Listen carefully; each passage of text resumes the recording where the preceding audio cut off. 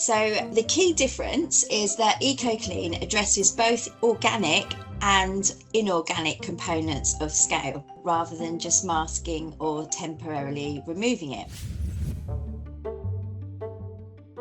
So the organic components come from uric acid in urine, which the EcoClean bacteria actively consume as a food source before it can deposit on surfaces. It also contains an eco-benign scale prevention technology that interferes with how the inorganic mineral crystals form.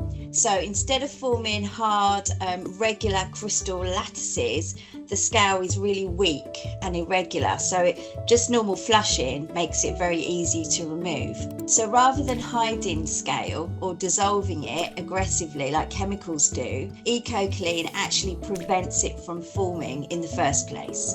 So EcoClean works progressively. So you shouldn't expect miracles overnight on really heavily scaled systems, but what you will see is a gradual softening and reduction in the scale, and this is also combined with far less build-up over time. Because scale growth is so slow, the EcoClean strength is in long-term control, and so it really does reduce the need for harsh descalers or like emergency maintenance and pipe replacements over time.